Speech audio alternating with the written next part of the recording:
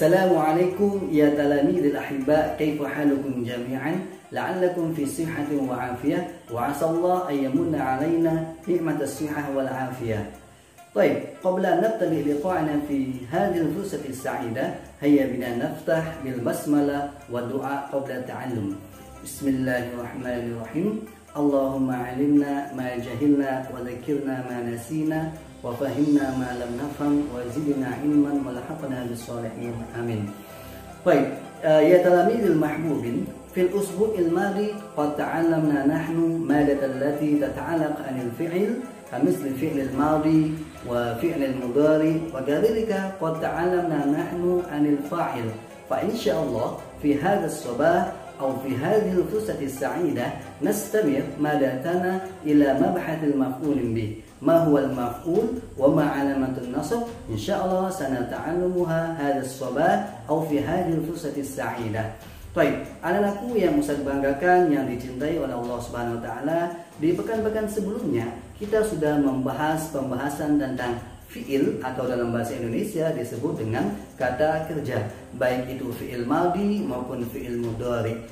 Masalan, contohnya dhahaba Muhammadun ilal masjid atau yadhhabu abi ila suqi. Maka setelah kita membahas fi'il dan fa'il, pagi ini di kesempatan yang baik ini kita akan melanjutkan pembahasan kita tentang maf'ulun bih. Mahwal maf'ul, apa itu maf'ul? Wa ma'alamatun nasab, apa saja tanda-tanda nasab pada maf'ul? Kemudian susunan kalimatnya bagaimana? Maka insya Allah kita akan membahasnya pada kesempatan kali ini. Maka oleh sebab itu, mari simak video berikut. Toyib, anak-anakku semua, sebagaimana yang Ustaz sampaikan di awal tadi bahwa pada kesempatan kali ini kita akan membahas tentang maf'ulun bih. Namun sebelum kita masuk kepada pembahasan tentang maf'ulun bih, penting bagi kita untuk mengetahui KD dan lain sebagainya yang ada pada pembahasan tentang maf'ulun bih. Baik, anak-anakku semua, kita memiliki dua KD pada pembahasan tentang maf'ulun bih. KD 3.1 yaitu tentang memahami susunan kalimat maf'ulun bih, dan KD titik 2 yaitu mensimulasikan dialog sederhana tentang cara merespons ungkapan. Selanjutnya, adapun indikator pembelajaran kita pada kesempatan kali ini adalah al-awwal, menjelaskan isi teks yang berkaitan dengan maf'ulun bih. Kemudian al-thani, dan yang kedua adalah menerangkan isi teks bacaan tentang maf'ulun bih. Selanjutnya, indikator yang ketiga adalah menyusun teks tulis terkait maf'ulun bih. Baik, selanjutnya anak-anakku semua, hal yang tidak kalah penting pada pembahasan kali ini adalah kita mengetahui tujuan pembelajaran kita pada pembahasan tentang maf'ulun bih. Al-awwal, siswa mampu membedakan fi'il, fa'il dan maf'ulun bih. Selanjutnya, yang kedua adalah siswa mampu menyebutkan tanda nasab pada maf'ulun bih, dan tujuan yang ketiga adalah siswa mampu menyusun contoh kalimat dengan susunan yang tepat, dan tujuan pembelajaran yang keempat adalah siswa mampu membaca teks pada maf'ulun bih. Nah, jadi anak-anakku semua, pada pembahasan maf'ulun bih ini kita memiliki 2 KD, 3 indikator pembelajaran dan 4 tujuan pembelajaran. Baik, selanjutnya kita masuk kepada pembahasan tentang maf'ulun bih. Apa sih definisi maf'ulun bih itu? Jadi, anak-anakku semua, ma huwal maf'ulun bih? Apa itu maf'ul? Di kitabnya disampaikan bahwa al-maf'ul huwa ismun mansubun waqa'a alaihi fi'lul fa'il. Nah, apabila kita maknakan dalam bahasa Indonesia, maf'ul itu adalah kata atau isim atau kata benda yang datang setelah fi'il dan fa'il. Biasanya dalam bahasa Indonesia disebut dengan objek pada sebuah kalimat. Contohnya apabila kita ungkapkan dalam bahasa Indonesia, saya mengambil sebuah pulpen, maka pulpen di sini berfungsi sebagai objek. Baik, kita lihat contoh berikut. Akhadha Ahmadul qalama. Maknanya adalah Ahmad telah mengambil sebuah pulpen. Fokus kepada kata al-qalama yang digaris bawahi. Kita akan analisis kata-kata yang ada pada kalimat akhadha Ahmadul qalama.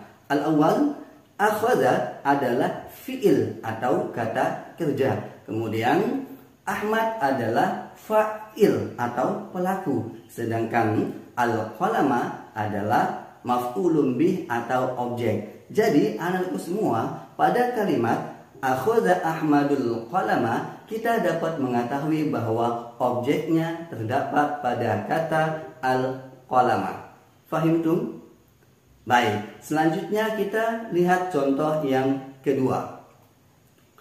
Yaftahu abil kutuba.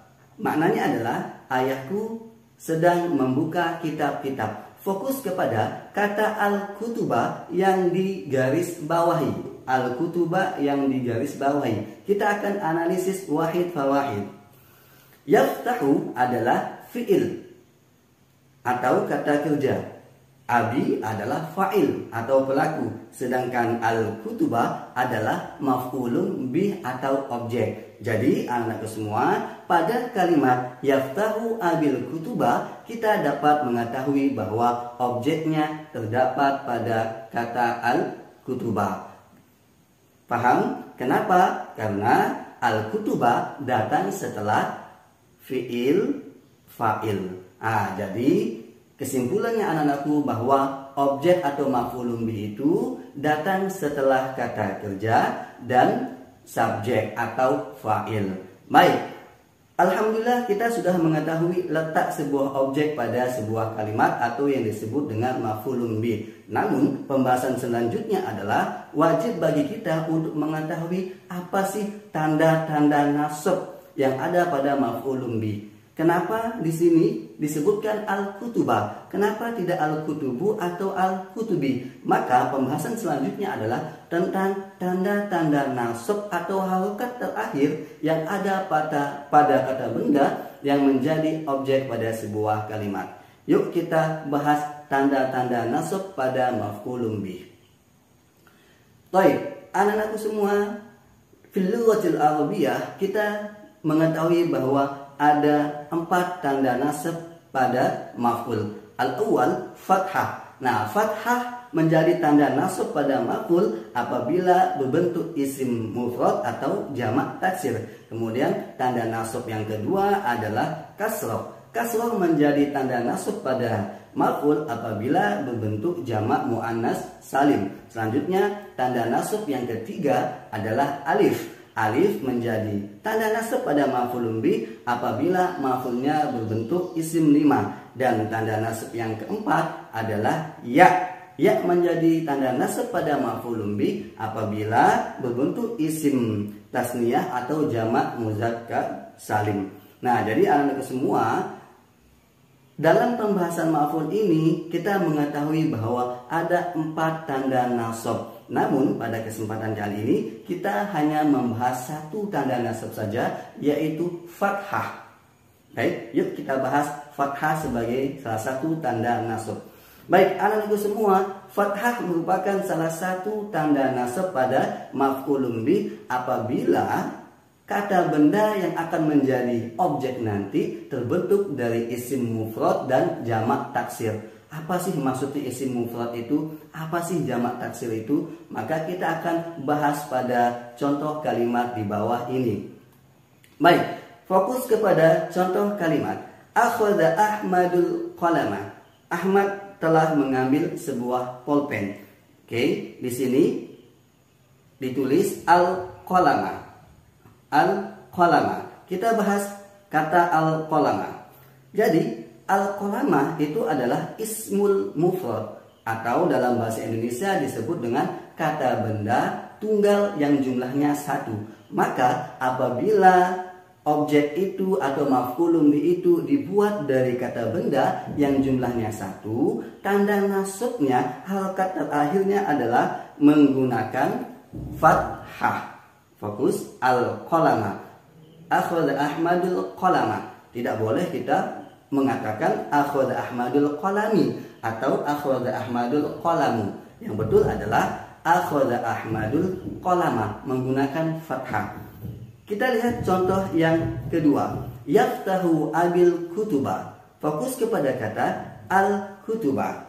Baik, yuk kita analisis objek al-kutuba.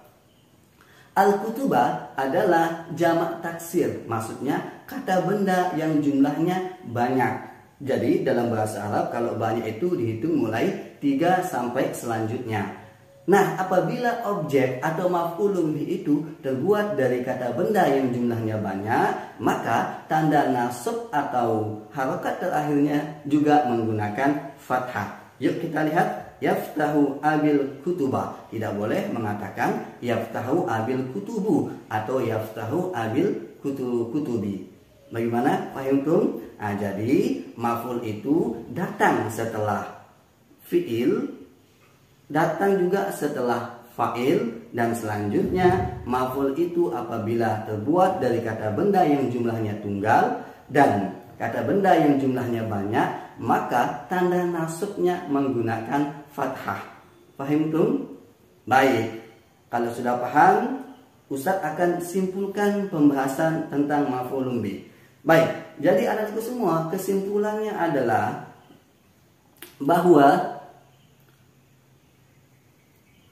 maf'ul bih dalam bahasa Indonesia biasanya disebut dengan objek. Kemudian kesimpulan yang kedua, maf'ul bih atau objek itu datang setelah fi'il dan fa'il. Nah, di dalam bahasa Indonesia pun demikian ya. Biasanya ada subjek, predikat, dan objek. Lanjut kepada kesimpulan yang ketiga bahwa tanda nasab pada maf'ul itu salah satunya adalah fathah. Apabila kata benda yang menjadi maf'ul itu dibentuk dari kata benda yang jumlahnya mufrad tunggal dan jamak taksir ataupun banyak. Baik, demikian anak-anakku semua pembahasan kita tentang maf'ulun bih. Jadi setelah kita membahas tentang maf'ulun bih ini, kita dapat sebuah hikmah kehidupan, ya, kita dapat iktibar kehidupan sebagaimana yang difirmankan oleh Allah Subhanahu wa taala dalam surah Yasin ayat 65.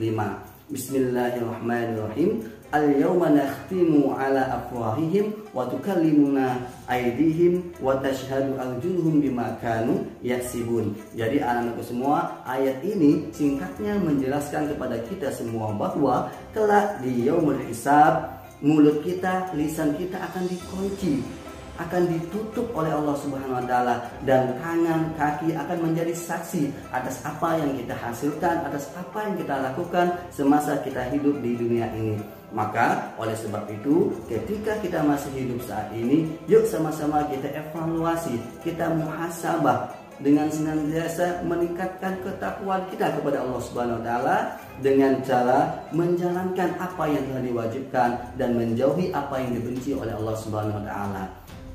Apa yang kita makan, apa yang kita ambil, kita kemana, itu semua akan dicatat dan anggota badan yang melakukan akan menjadi saksi kelak di yaumul hisab.